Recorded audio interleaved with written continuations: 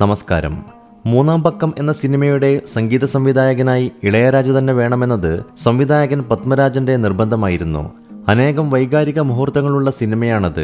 കഥയുടെ അവസാന ഘട്ടത്തിൽ പേരക്കുട്ടിയുടെ മരണാനന്തര കർമ്മങ്ങൾ പൂർത്തിയാക്കിയ ശേഷം ബലിച്ചോറുമായി മുത്തച്ഛനായ തിലകൻ കടലിലേക്ക് നടന്നു നീങ്ങുന്ന ഒരു രംഗമുണ്ട്. അത്തരം രംഗങ്ങളുടെ വികാര തീവ്രത പൂർണ്ണമായി ഉൾക്കൊള്ളാനും പ്രേക്ഷകരിലേക്ക് പകരാനും രാജാ സാറിന്റെ സംഗീതത്തിന് മാത്രമേ കഴിയൂ എന്ന് പത്മരാജൻ ഉറച്ചു വിശ്വസിച്ചിരുന്നു. എഡിറ്റർ ബി ലെനിൻ വഴിയാണ് ഇളയരാജയുമായി ബന്ധപ്പെട്ടത്. തമിഴിൽ രാജയ്ക്ക് നിന്ന് തിരിയാൻ പോലും കഴിയാത്തത്ര തിരക്കുള്ള സമയം. ഒരു കൊച്ചു മലയാള പടം ചെയ്യാൻ ആ തിരക്കിനിടെ അദ്ദേഹം തയ്യാറാകുമോ എന്നായിരുന്നു പത്മരാജന്റെയും നിർമ്മാതാവായ ഗാന്ധിമതി ബാലന്റെയും ആശങ്ക. പ്രസാദ് സ്റ്റുഡിയോയിൽ ഇളയരാജയെ ചെന്ന് കണ്ടത് പത്മരാജനും ബാലനും ചേർന്നാണ്. പക്ഷേ കഥ പറഞ്ഞു കേട്ടപ്പോൾ തന്നെ ഇളയരാജ വികാരാധീനനായി. മുത്തച്ഛനും ചെറുമകനും തമ്മിലുള്ള ബന്ധം അദ്ദേഹത്തിന്റെ മനസ്സിനെ ആഴത്തിൽ സ്പർശിച്ചതാണ് കാരണം. പശ്ചാത്തല സംഗീതത്തിന് പുറമെ 2 പാട്ടുകൾ കൂടി ചിട്ടപ്പെടുത്തേണ്ടി വരും എന്നറിഞ്ഞപ്പോൾ അതിനും രാജ തയ്യാർ. പക്ഷേ ഒരു പ്രശ്നമുണ്ട്. ഷൂട്ട് ചെയ്ത ദൃശ്യങ്ങളുടെ മൊണ്ടാഷിന്റെ പശ്ചാത്തലത്തിലാണ് പാട്ടുകൾ വരിക. ആ ദൃശ്യങ്ങൾ കണ്ടുവേണം ഈണം നിശ്ചയിക്കാൻ. സാധാരണഗതിയിൽ അതിനൊന്നും ഇരുന്നു തരാത്തയാളാണ് ഇളയരാജ. പക്ഷേ ഇത്തവണ അദ്ദേഹം എതിർപ്പൊന്നും പറഞ്ഞില്ല. പത്മരാജൻ കേൾപ്പിച്ച കഥ അത്ര കണ്ട് അദ്ദേഹത്തിന്റെ മനസ്സിനെ തൊട്ടിരിക്കണം. 2 പാട്ടുകളുണ്ട് ചിത്രത്തിൽ. രണ്ടും എഴുതുന്നത് ശ്രീകുമാരൻ തമ്പിയാണ്. അവയിലൊന്ന് അക്കാലത്തെ വളർന്നുവരുന്ന ഗായകനായ ജി വേണുഗോപാലിന് നൽകണം എന്ന കാര്യത്തിൽ പത്മരാജന് നിർബന്ധമുണ്ടായിരുന്നു. രണ്ടാമത്തെ ഗാനം MG ശ്രീകുമാറിനെ കൊണ്ട് പാടിക്കണമെന്ന് ഗാന്ധിമതി ബാലനും പറഞ്ഞു.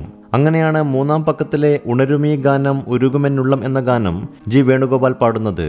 ആ പാട്ടിന് ആ വർഷത്തെ ഏറ്റവും മികച്ച ഗായകനുള്ള സംസ്ഥാന അവാർഡ് വേണുഗോപാലിന് ലഭിക്കുകയുണ്ടായി. ആ പാട്ട് പാടിയ അനുഭവത്തെക്കുറിച്ച് മുമ്പ് ഒരു മാധ്യമത്തിന് നൽകിയ അഭിമുഖത്തിൽ വേണുഗോപാൽ പറഞ്ഞതിങ്ങനെയാണ്: 4 സിനിമകളിൽ പാടിയ ശേഷമാണ് ഞാൻ പത്മരാജൻ ചിത്രത്തിൽ പാടാനെത്തുന്നത്.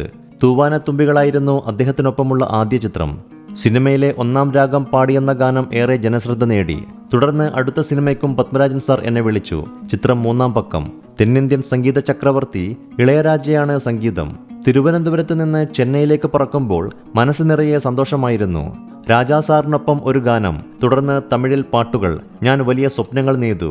പ്രസാദ് സ്റ്റുഡിയോയിലെ രാജാ സാറിന്റെ സ്ഥിരം തിയേറ്ററിലാണ് റെക്കോർഡിംഗ്. സ്റ്റുഡിയോയിലേക്ക് കടന്നപ്പോൾ സോഫയിൽ രാജാ സാർ ഇരിക്കുന്നു.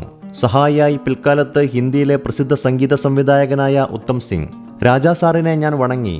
ഉക്കാരുങ്ക എന്ന് പറഞ്ഞപ്പോൾ ഞാൻ അടുത്തുള്ള കസേരയിൽ ചെന്നിരുന്നു. കൂടുതലൊന്നും ചോദിച്ചില്ല. അന്ന് പാട്ടൊന്നും പഠിപ്പിച്ചില്ല. ഞാൻ അദ്ദേഹത്തിന്റെ കമ്പോസിഷൻ കണ്ടിരുന്നു. പിറ്റേന്ന് സ്റ്റുഡിയോയിലെത്തിയപ്പോൾ രാജാ സാറിന്റെ സഹായി ഗോവിന്ദരാജൻ എനിക്ക് പാട്ട് പഠിപ്പിച്ചു തന്നു. കഴിഞ്ഞ ചിത്രമായ തൂവാനത്തുമ്പികൾക്ക് 13 ദിവസത്തെ റിഹേഴ്സലിന് ശേഷമായിരുന്നു റെക്കോർഡിംഗ്. എന്നാൽ രാജാ സാർ ഞാൻ പാട്ട് പഠിച്ചയുടൻ റെക്കോർഡിംഗ് തുടങ്ങി. പക്ഷേ റെക്കോർഡിംഗ് തുടങ്ങിയതോടെ ഞാൻ തകർന്നു. ഉണരുമീ ഗാനം എന്ന പാട്ട് 2 തരത്തിൽ പാടേണ്ടിയിരുന്നു. ഞാൻ പാടിയതിനൊക്കെയും അദ്ദേഹം തപ്പ് തപ്പ് എന്ന് പറഞ്ഞുകൊണ്ടിരുന്നു. അപ്പോഴൊക്കെ ഞാൻ വിനയത്തോടെ ശരി ശരി എന്ന് പറയുന്നുണ്ട്. എനക്ക് തപ്പെന്നാൽ അവനക്ക് ശരിയാ. രാജാ സാർക്ക് എൻ്റെ മറുപടി ഇഷ്ടപ്പെട്ടില്ല. എന്നിട്ട് ആ പാട്ടിന്റെ പല്ലവിയും അനുപല്ലവിയും എടുത്ത ശേഷം രാജാ സാർ അന്നത്തെ റെക്കോർഡിംഗ് നിർത്തി. പത്മരാജൻ സാറാണ് എന്നെ ഈ പാട്ട് പാടാൻ നിർദ്ദേശിച്ചത് എന്നതാണ് രാജാ സാറിന്റെ അലോഹ്യത്തിന് പ്രധാന കാരണമെന്ന് ഞാൻ അറിയുന്നുണ്ടായിരുന്നില്ല. താൻ പാടിക്കുന്നയാൾ താൻ വഴി തന്നെ വരണമെന്നത് അദ്ദേഹത്തിന്റെ നിർബന്ധമാണ്. അതൊരു സംഗീത സംവിധായകന്റെ പരിപൂർണ അവകാശമാണെന്ന് രാജാ സാർ അടിയുറച്ച് വിശ്വസിച്ചിരുന്നു. പത്മരാജനാണെങ്കിൽ ഒരു തീരുമാനമെടുത്താൽ മാറില്ലെന്ന് അദ്ദേഹത്തിന് ബോധ്യമായിരുന്നു.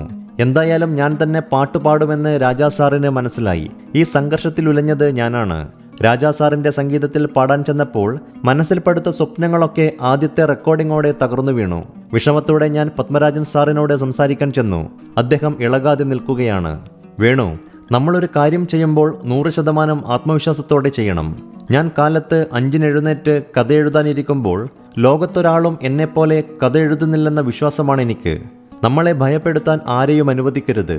നിനക്കറിയാവുന്ന ജോലി നീ ധൈര്യമായി ചെയ്യുക. അതിനിടയിൽ പലരും പലതും പറയും. അതൊന്നും ശ്രദ്ധിക്കേണ്ടതില്ല. ആ വാക്കുകൾ പകർന്ന ശക്തി ഊർജമാക്കി ഞാൻ പാടി. അടുത്ത ദിവസമാണ് ചരണവും പല്ലവിയുടെ ആവർത്തനവും റെക്കോർഡ് ചെയ്തത്. സംഘർഷങ്ങൾ ഏറെ അനുഭവിച്ചെങ്കിലും അതിന് ഫലം കിട്ടി.